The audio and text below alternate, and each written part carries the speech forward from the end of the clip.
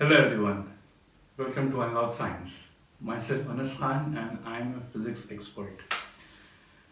तो जैसे कि हमारी आजकल चल रही है मैकेनिक सीरीज और इस मैकेनिक सीरीज में हमने दो चैप्टर कवर कर चुके हैं। पहला था हमारा लॉज ऑफ मोशन और दूसरा था हमारा वर्क, पावर एंड एनर्जी। ये दो काफ़ी इम्पॉर्टेंट टॉपिक थे, काफ़ी इम्पॉर्टेंट चैप्टर थे हमारे ये। इसी के कंटिन्यूएशन में हम आगे बढ़ते हैं। जो आज का लेक्चर है इसमें हम स्टार्ट करेंगे,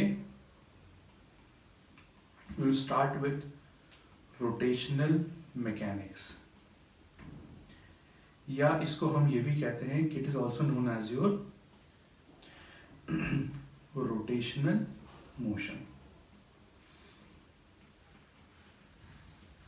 काफी इंपॉर्टेंट टॉपिक है, थोड़ा सा टिपिकल है, थोड़ा सा लेंदी है, तो इसको ध्यान से पढ़िएगा, ध्यान से समझिएगा, इसको अपने डाउट्स को पूछते चलिएगा, क्योंकि ये चैप्टर का वेटेज भी अच्छा खासा होता है, चैप्टर भी आपका इम्पोर्टेंट है, लेंदी है।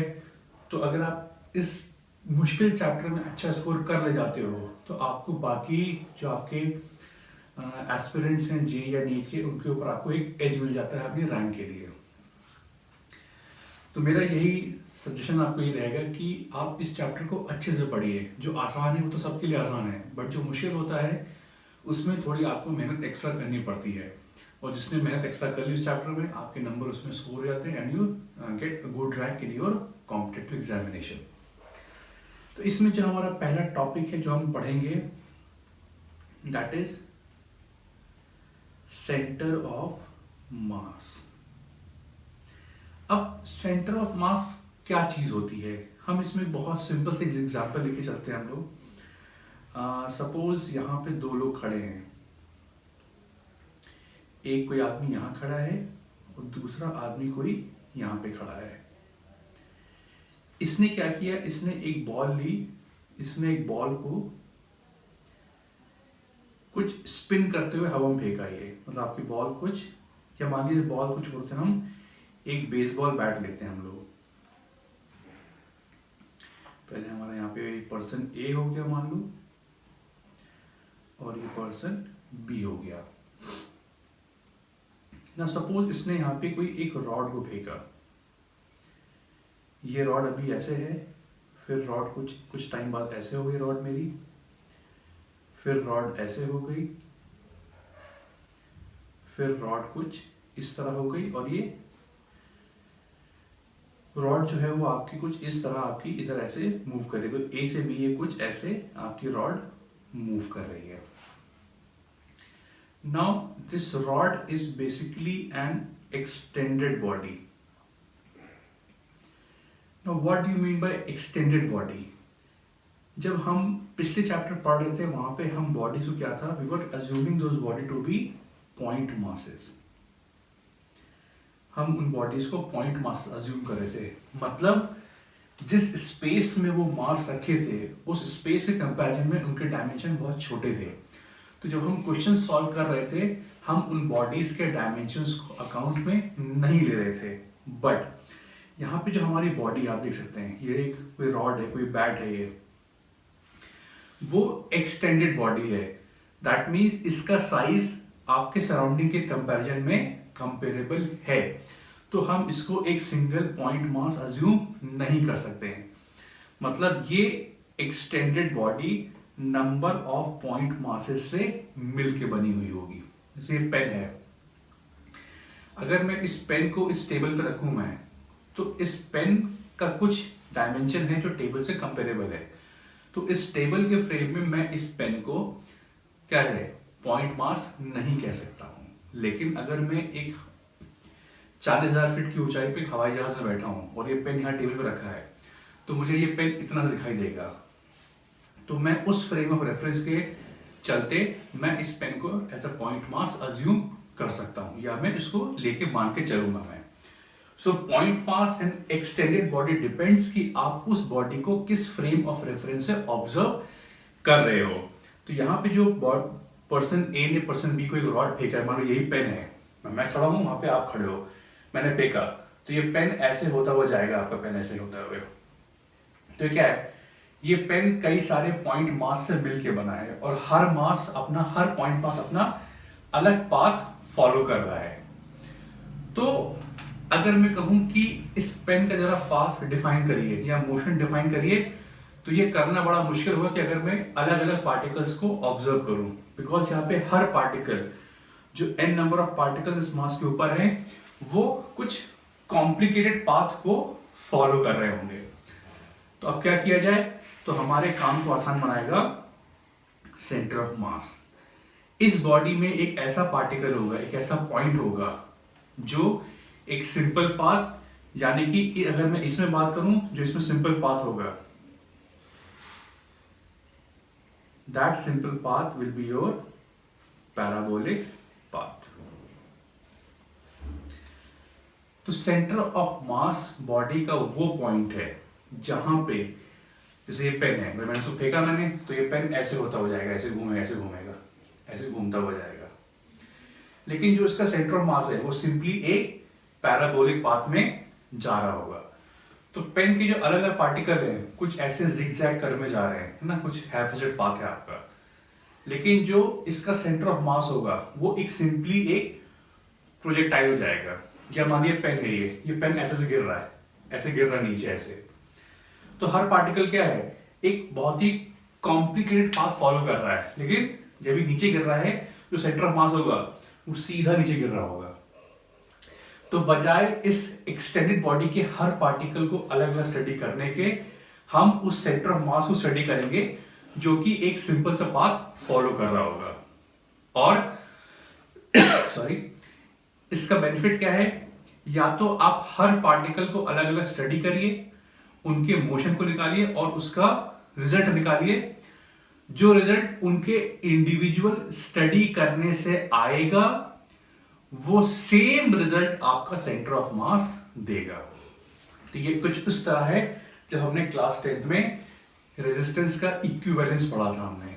या तो आप, जैसे मान लीजिए 3 रेजिस्टेंस है, 1 ओम 1 ओम 1 ओम के, तीनों को लगाओ सीरीज में, ये 1 ओम लिया, 1 ओम लिया, 1 ओम लिया, या ये लगा दो 3 ओम, 1 1 1। तो 3 ओम क्या है, इन तीनों का इक्विवेलेंट है। तो चाहो तो 3 रेजिस्टेंस लगाओ, 1 ओम 1 ओम और 1 ओम के, या एक लगाओ 3 ओम का। वो दोनों सिस्टम एक ही रिजल्ट आपको देंगे। सेम चीज यहाँ पे, या तो इस एक्सटेंडेड बॉडी के हर पार्टिकल को अलग अलग स्टडी करो। जब ये पेन नीचे गिरेगा ऐसे करके, ऐसे गिरेगा ऐसे, या तो हर पार्टिकल को स्टडी करो, अलग अलग रीडिंग निकालो, फिर उसको ऐड करके आप रिजल्ट निकालोगे। या जो सेंटर ऑफ मास है वो सीधा नीचे गिर रहा होगा, और you will apply free fall motion to get your result. So centre of mass is basically एक ऐसा पॉइंट है जहां पे हमने बॉडी के सारे मासेस को क्लब करके रख दिया है, और हम उससे उसके मोशन का रिजल्ट निकालेंगे। और वो रिजल्ट सेम वही होगा जो इंडिविजुअल पार्टिकल्स के मोशन मिलके एक साथ दे रहे होंगे। ये सेंटर ऑफ मास आपका होता है। सो centre of mass is basically, अगर मैं अपनी भाषा में बोलूं, ये एक ऐसा पॉइंट है where all the mass of the body is kept and it gives the same result as the individual masses will give। ये आपका सेंटर ऑफ मास की डेफिनेशन है। डेफिनेशन नहीं बोलेंगे तो मैंने अपनी लैंग्वेज लिख दिया, आप लैंग्वेज या डेफिनेशन आप किताब से भी निकाल सकते हो। अब हम चलते हैं इसकी मैथमेटिक्स के ऊपर। Let us talk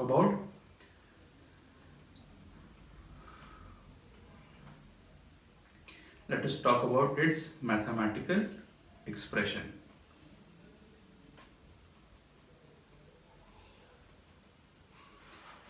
now suppose in space, हमारा यहाँ पे ये 3 डायमेंशनल सिस्टम मान लो जेड एक्सिस आपका ये जा रहा है, एक्स वाई और जेड।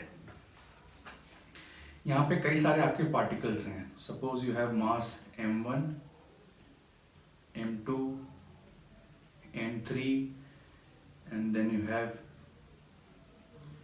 mn, और ये इनके इंडिविजुअल पोजीशन वेक्टर है, r1, r2, r3 और rn। नो सपोज जो इनका सेंटर ऑफ मास है, कहीं इनका सेंटर ऑफ मास मैंने कहीं यहाँ पे रखा, ये इसका सेंटर ऑफ मास है, इसको हम लिख दिया COM, centre of mass, and let this be the position vector of centre of मास, जिसको हमने RCM से लिख दिया। तो जो RCM का फॉर्मूला होता है वो ये होता है, RCM is equal to m1r1 plus m2r2 up to mn/rn upon sum of all the masses। इसको चाहे तो हम नीचे कैपिटल M भी लिख सकते हैं। सो m1r1 plus m2r2 plus mn/rn upon capital M, and what is capital M? It is sum of all the masses। अब अगर मैं इसको x y z के फॉर्म में लिखना चाहूं, so what you can write, RCM will be equal to XCM I cap plus YCM J cap plus ZCM K cap। तो ये आपका बन गया position vector RCM in terms of its x, y and z coordinates. तो अगर मैं इनको break करूं RCM को, तो इसका x कोऑर्डिनेट क्या बन जाएगा, XCM, that will be m1 x1 plus m2 x2 plus mn xn upon capital M। या लिख सकते हैं 1 upon capital M sigma I is equal to 1 से लेके n तक mi xi। ये आपका समेशन फॉर्म में हो गया। YCM क्या बन जाएगा, m1 y1 plus m2 y2 plus mn yn upon capital M। तो इसको क्या सकते हैं 1 upon capital M sigma I is equal to 1 से लेके n mi yi, and similarly ZCM क्या बन जाएगा, m1 z1 plus m2 z2 plus mn zn upon capital M, या बन जाएगा 1 upon capital M I is equal to 1 से लेके n तक mi zi। तो ये आपके XCM, YCM और ZCM की वैल्यू हो गई। इसको मैं दोबारा यहाँ पे साफ साफ लिख देता हूँ। तो हमारा XCM का वैल्यू आया 1 upon M I is equal to 1 से लेके n mi xi। YCM क्या बन गया 1 upon capital M I is equal to 1 से लेके n mi yi, और ZCM क्या बन गया 1 upon capital M I is equal to 1 से लेके n mi zi। तो ये आपकी XCM, YCM, ZCM क्या है, आपके सेंटर ऑफ मास के, जो आपका सेंटर ऑफ मास ये आया है, इसका x कोऑर्डिनेट है, y कोऑर्डिनेट है और z कोऑर्डिनेट है, जो हमने कुछ इस तरह इस फॉर्मूले से हमने इसको निकाला है। अब क्वेश्चंस कैसे करेंगे, अभी हम आपको एक सवाल लगा के दिखाएंगे कि how to approach this type of questions. अब हम लोग वापस आते हैं, कुछ और मैथमेटिक्स करते हैं। तो वी कैन राइट, जैसे हमारा RCM का वैल्यू क्या आया था 1 upon M m1 r1 vector m2 r2 vector mn rn vector. अब इस कैपिटल M को आप यहां मल्टीप्लाई कर दीजिए तो क्या मिल जाएगा हमें, m RCM is equal to m1 r1 plus m2 r2 plus mn rn। तो इसको हम इक्वेशन नंबर 1 मार्क कर लेते हैं। यहाँ पे इसको मैं हाईलाइट करता हूँ आपके लिए। तो ये हमारी इक्वेशन नंबर 1 हो गई। Now on differentiating 1 with respect to time we get क्या बन जाएगा, m drcm by dt m1 dr1 by dt plus m2 dr2 by dt mn drn by dt। और r क्या है, पोजीशन है। So change of position upon change of time, या अगर मैं पोजीशन को टाइम के साथ डिफरेंशिएट कर दूं तो क्या मिलता है हमको, वेलोसिटी मिलती है। तो क्या बन जाएगा, m drc by dt क्या बन जाएगा, velocity, velocity of centre of mass is equal to m1 v1 plus m2 v2 mn vn। इसको इक्वेशन नंबर हम 2 मार्क कर लेते हैं।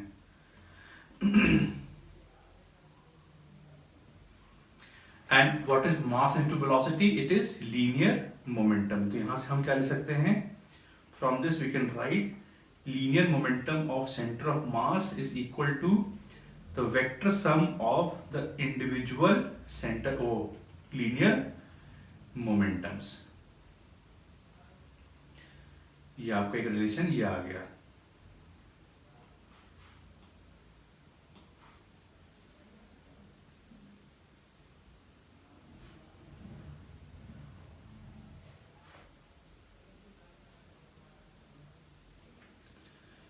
क्वेश्चन नंबर हम 3 मार्क कर लेते हैं। Now on differentiating equation 3 with respect to time we get what, dpcm by dt is equal to dp1 by dt plus dp2 by dt up to dpn by dt। और जैसे कि आपको याद हो, न्यूटन के सेकेंड लॉ ने क्या बोला था कि जो भी अप्लाइड फोर्स होगा that will be equal to the rate of change of linear momentum। So dp upon dt basically gives you force। So what will be dpcm by dt? It will be the net external force which will be equal to f1 plus f2 up to fn। So f1 f2 ये सब क्या है, these are the individual forces acting on mass 1, mass 2, mass 3 and so on to mass n। इन सबके forces को आप vector sum कर दोगे तो आपको नेट एक्सटर्नल फोर्स मिल जाएगा, that will be force acting on your centre of mass. तो क्या हुआ, मतलब ये सारे फोर्सेस मिलके जो इफेक्ट बॉडी में प्रोड्यूस करेंगे, the same effect will be produced by a single force acting on your centre of मास। ये इसका कहने का मतलब यहाँ पे जो हमने इक्वेशन को डिराइव किया हमने ये।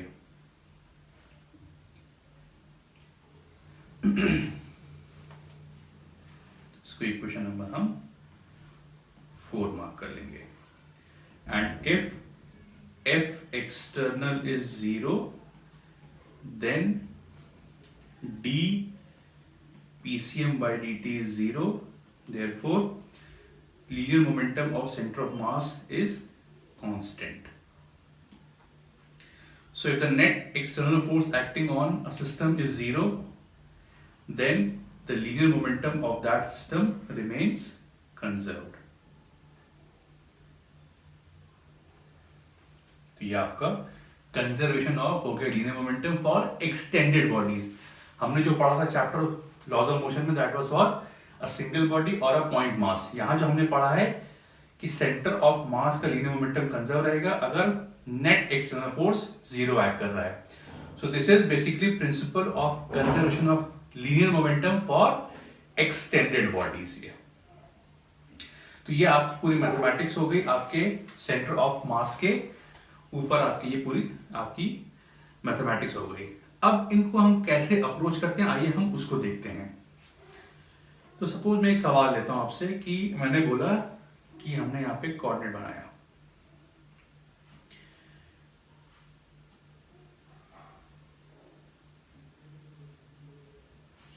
ये मेरा x है और ये मेरा x और y कोऑर्डिनेट है।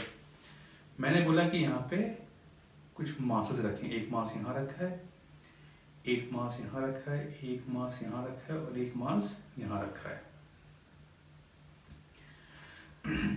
इसको अब हम ज्वाइन कर देते हैं।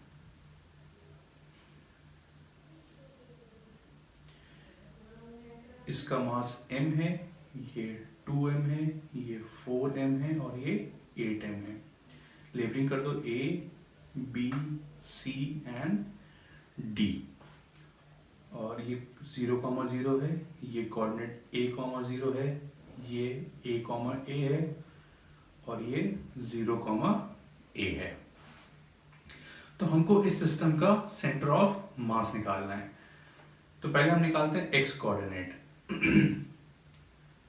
तो x cm का फॉर्मूला क्या था हमारा, x cm का फॉर्मूला था, यहाँ पे सिर्फ 4 मास हैं तो m1x1 plus m2x2 plus m3x3 plus m4x4 upon, उसको साफ साफ लिख लेते हैं हम लोग। xcm की वैल्यू क्या हो जाएगी, m1x1 plus m2x2 plus m3x3 plus m4x4 upon m1 plus m2 plus m3 plus m4। अब देखो x1 की वैल्यू 0 है, x2 की वैल्यू a है, x3 की वैल्यू a है और x4 की वैल्यू 0 है। तो आपका x1 और x4 0 है, मतलब ये टर्म और ये टर्म 0 बन जाएंगे, तो इनको हम स्किप करते हैं। m2 का वैल्यू कितना है, 2m है और x2 कितना है, a है। m3 का वैल्यू क्या है, 4m है और x3 कितना है, a है। चारों मास ऐड कर दो, m plus 2m plus 4m plus 8m। तो आपका xcm क्या बन जाएगा, ऊपर बन जाएगा 2ma प्लस 4ma अपॉन नीचे क्या बन जाएगा, 8 4 12 14 15 m बन जाएगा। तो ये बन जाएगा 6ma bye 15m, m cancel, ये बन जाएगा 6a बाय 15, दोनों 3 के मल्टीपल हैं तो ये बन जाएगा 2a बाय 5 बन जाएगा।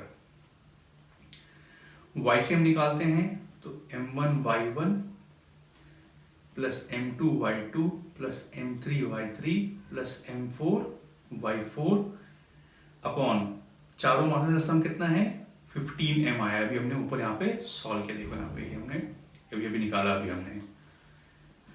अब देखो y1 0 है, y2 0 है, तो ये टर्म और ये टर्म 0 बन गया। m3 y3 a है और y4 भी a है। अच्छा m3 कितना है, 4m इंटू a, m4 कितना है, 8m into a upon 15m।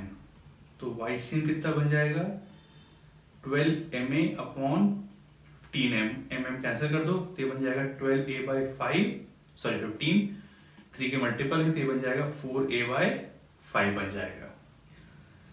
तो आपका जो RCM वेक्टर होता है, RCM वेक्टर क्या था, XCM i cap plus YCM j cap.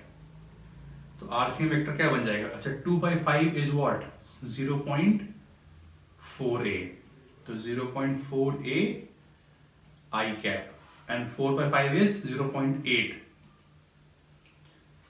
0.8a plus 0.8 A J cap. तो अगर मैं इसको पॉइंट को प्लॉट करूं मैं तो कहां पे आएगा, देखो ये 0 है, ये ए है, 0.5 यहाँ आएगा, x कितना 0.4 मतलब कहीं यहाँ पे होगा, एंड 0.8 मतलब y की वैल्यू कहीं यहाँ पे होगी। तो अगर मैं इसको खींचूं तो ये पॉइंट कहीं यहाँ पे आएगा, यहाँ पे x की वैल्यू 0.4 है, y की वैल्यू 0.8 है। तो जो आपका पॉइंट बनेगा कहीं ये आएगा आपका पॉइंट ये।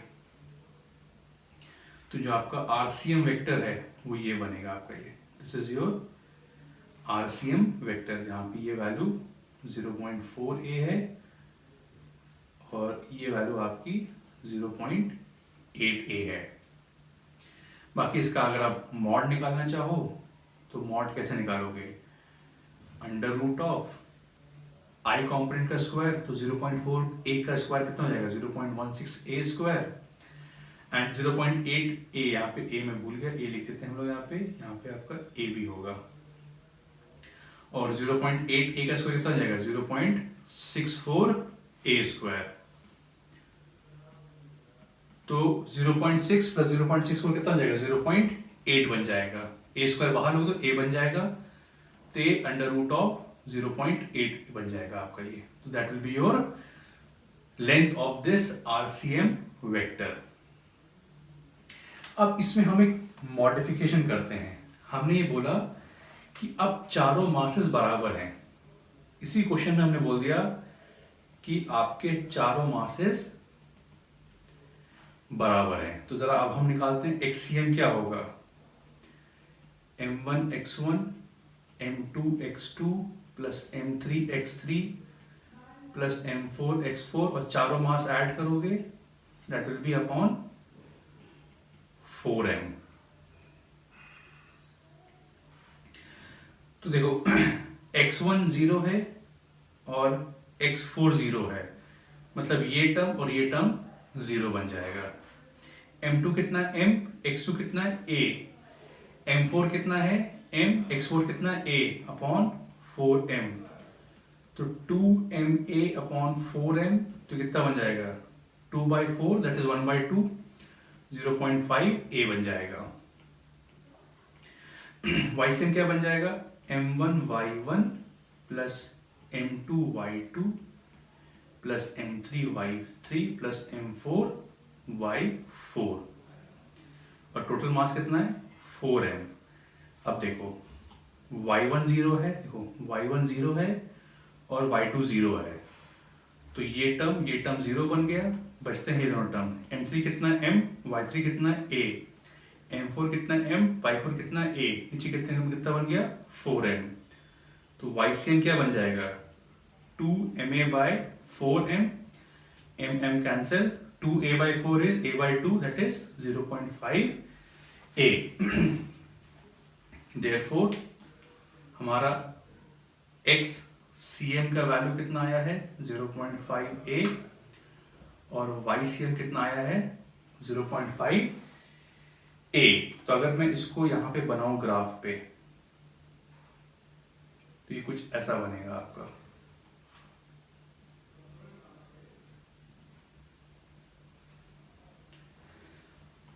आपके जो मासेस थे m यहाँ पे, यहाँ पे, यहाँ पे और यहाँ पे, ये m था, m है, m और m।